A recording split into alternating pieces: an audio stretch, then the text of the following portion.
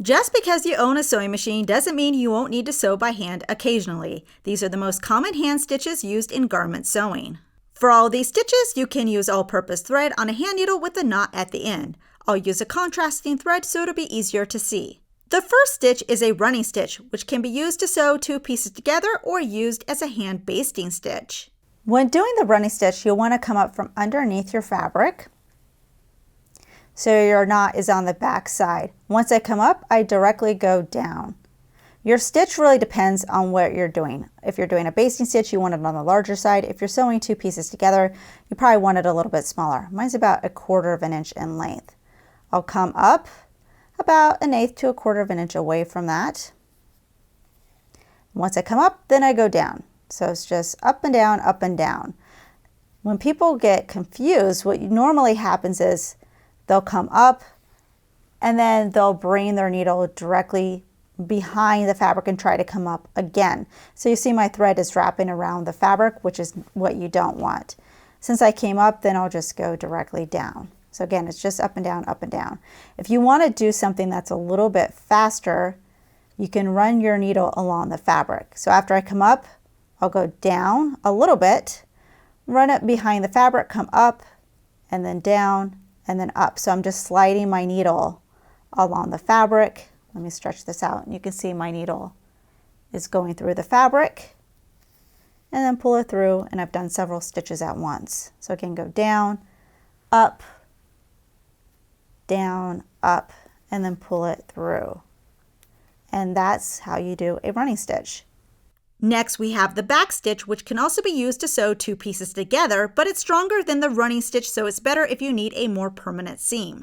Like the running stitch, I'm also coming up from underneath with the back stitch and going up and down just the same, except I'm always going backwards when I'm putting my needle down. So here it is coming up, and instead of going forward like I would with the running stitch, I'm going back. When I come up, I come a little bit in front of that first stitch, and then I go back to the first stitch. So because these stitches end up right next to each other, it ends up being more durable than the running stitch. So I come up in front of that and then go down at the second stitch. If you want to do something a little bit faster, when I go down, I run the needle underneath the fabric and then come up just in front of the last stitch.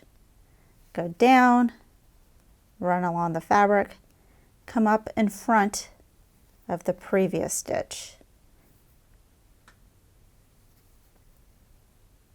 And then you just keep doing this all along the way.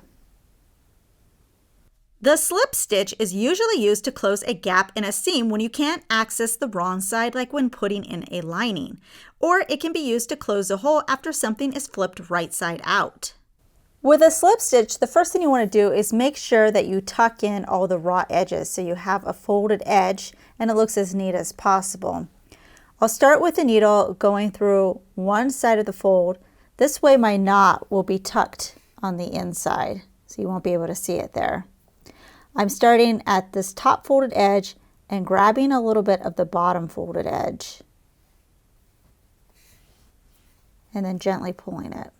Now because I'm using black thread, you'll be able to see a little bit of my stitches, but it shouldn't be noticeable that much when it's done. I finish with the top, going along this top folded edge and grabbing a little bit of the fabric up here. I also prefer to keep my stitches on the small side so it looks nice and neat. You see if you gently pull it, the edges will start to come together. Now because I'm left-handed, I work from left to right with my stitches normally. So if you're right-handed, instead of going in this direction, you'll be going in this direction. Gently pull this and now go back to the top. Just grab, my stitches are very, very small, maybe about 1/16 to 1/8 of an inch in length. So I do the top and now I do the bottom. And I would do this until I've gone the whole length of this gap here.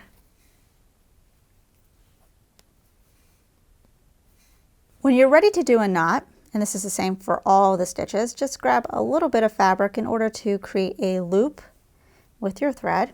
There's my loop. Put the needle through the loop and just pull it. Now because this is the slip stitch, the knot has to be on the right side of the fabric, so you want to make sure that knot is as small as possible. With the other stitches, of course, you can do this knot on the wrong side of the fabric. The blind hem can be done on your sewing machine, but if the fabric is really lightweight, sometimes it's less noticeable if you do it by hand.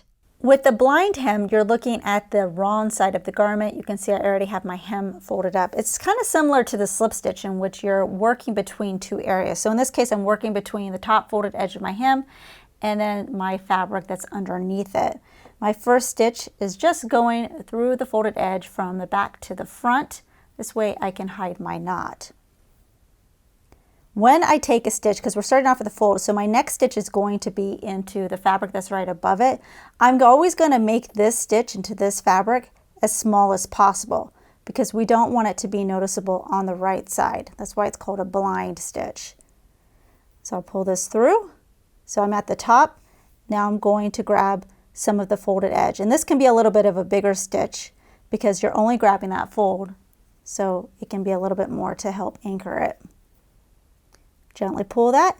Now I'm just grabbing a little bit of the fabric above it, again making the stitch as small as possible, and then grabbing the fold underneath it, and that could be a little bit of a bigger stitch, and then grab a little bit of the fabric above it. So again, we're just zigzagging between the two areas. And you want to pull gently, but don't pull it too tight because we want to make sure that our hem lies flat.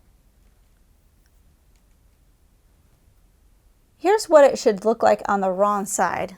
We flip it over to the right side, it'll look like that. So these are my little dots of thread. Obviously, if you use a matching color, it should be hardly noticeable. The last common hand stitch is the catch stitch. This is also a hemming stitch, but done on knits because it allows for more stretch. The catch stitch is similar to the blind hem in that we're looking at the wrong side of the fabric and working between our folded hem and then the other side of the fabric. So instead of working directly on the edge, I'm going to do my first stitch. I'm still only going through this folded part, but I'm going a little bit of ways away from that fold. When I put my needle in my fabric, I'm always going from right to left, so in this direction. So instead of going directly above it like with the blind hem, I'm going to go a little ways to the right. And again, you want to make your stitch small, going from right to left. Pull this through gently so your stitch lies flat. Go back down to the folded edge. Again, we're not going directly down, but a little ways away. And going from right to left. And I'm just going through the fold section, not going through the fabric in the back. Gently pull this, and your stitches should take on sort of a zigzag fashion. So there's our first stitch. Not going directly up, but a little ways away from that. From right to left. Making my stitch as small as possible, so it's not going to be noticeable on the right side. Gently pull this, go down from right to left, and gently pull. So you just go back and forth, up or down, putting your needle from right to left. And this zigzag pattern of your stitches will allow your fabric to still be able to stretch, which is why this is a popular type of hand stitch to do for hems of knit fabric.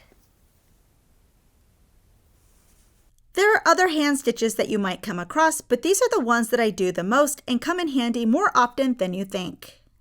We hope you enjoyed this tutorial. Please subscribe and click the bell icon to get notified of our new releases. Also check out ProfessorPincushion.com to view our complete library with well over 450 sewing tutorials.